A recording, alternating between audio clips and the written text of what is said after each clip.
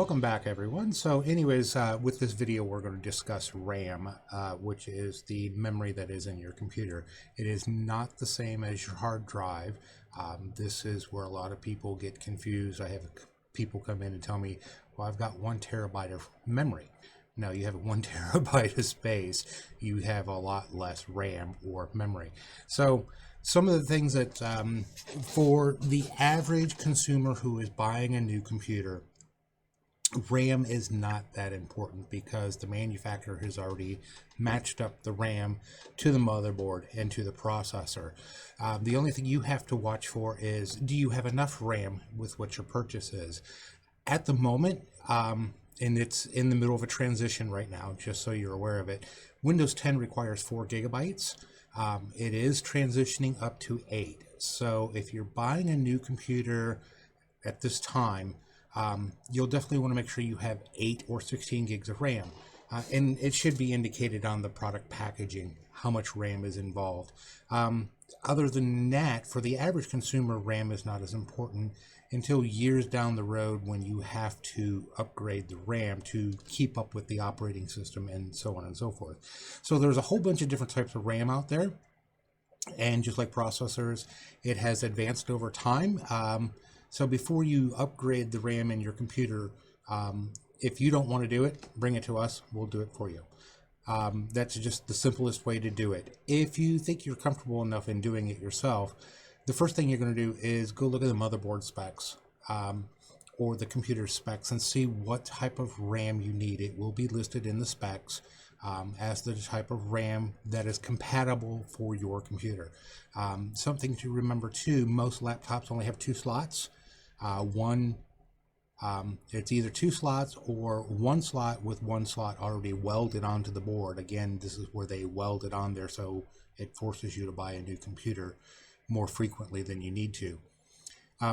With desktop RAM, the desktop RAM and the laptop RAM, excuse me. So now I'll have to use a video editor and splice these 2 videos together. Anyways, with desktop RAM and laptop RAM, the numbers and configurations are by default similar. There's the old RAM is DDR1, and you can go back even older than that to be a little bit different.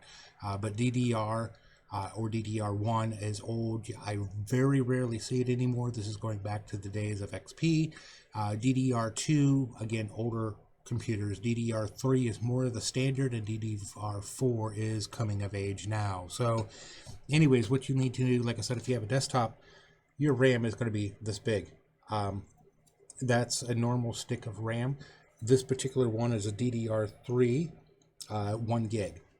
And with most desktop computers, there's 2 to 8 slots to put RAM into your desktop.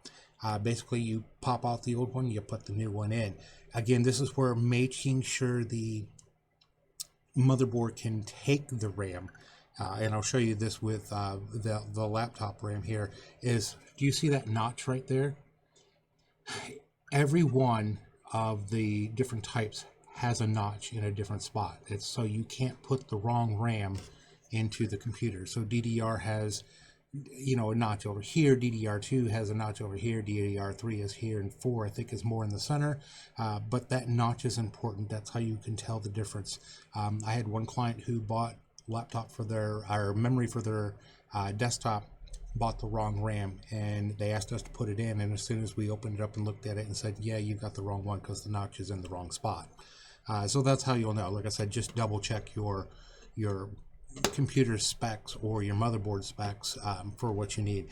Laptop RAM, much smaller. Again, using the notches, same thing.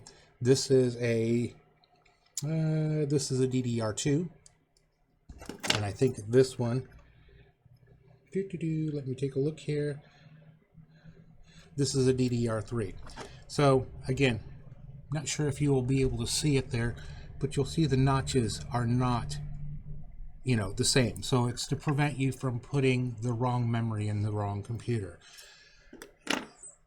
Like I said, for most people who are buying a computer, like today or tomorrow or in a few months, RAM is not as important. Nope, I got another visitor. I'll be right back. So part number 3, a phone call, and then a client walked in. So anyways, yeah, for as I was previously saying, for most people who are buying a new computer, whether it be a desktop or a laptop, the amount of RAM that you initially get is not as important. You do want to make sure you have enough. Like I said, baseline bare minimum 4 gigabytes. Get 8 if you can. 16 is even better. But just note that through the course of the life of your desktop or laptop, you will probably, on average, upgrade the memory at least once. And that's where, like I said, you'll need to know what memory you have and what to order, so you could pop it in. And like I said, with if you don't want to do it yourself, you can certainly bring it to us, and we can order what you need and get it popped in for you. Desktops are, like I said, really, really easy. You take off the side panel, pop out the old one, put the new one in. Really, not that hard. Laptop RAM, it used to be in the days of old, there was a panel on the bottom of the computer, or on the bottom of the laptop. You can unscrew it, pop the old one out, put the new one in. Nowadays, not the case. You almost have to tear the laptop completely apart just to get to the memory. So yeah, if you're not comfortable doing it, bring it to us. We will gladly do it. But anyways, as I said, there's like 4 different types of RAM. Make sure you find the RAM that is compatible for your computer, whether it be a desktop or laptop. Remember, if you're ordering a laptop, you want to order SODIMMs, which is the small ones, not the desktop ones. I've had that happen to me where a client brought me a laptop and then brought me desktop RAM and asked me to install it. Yeah, no, that's not going to work. So, again, RAM's not so important for everyday consumers. It's just when you go to upgrade it later on, it's important. Now, and RAM is, like I said, motherboard dependent. Your motherboard specs will tell you what type of RAM you can use and what is the maximum you can use.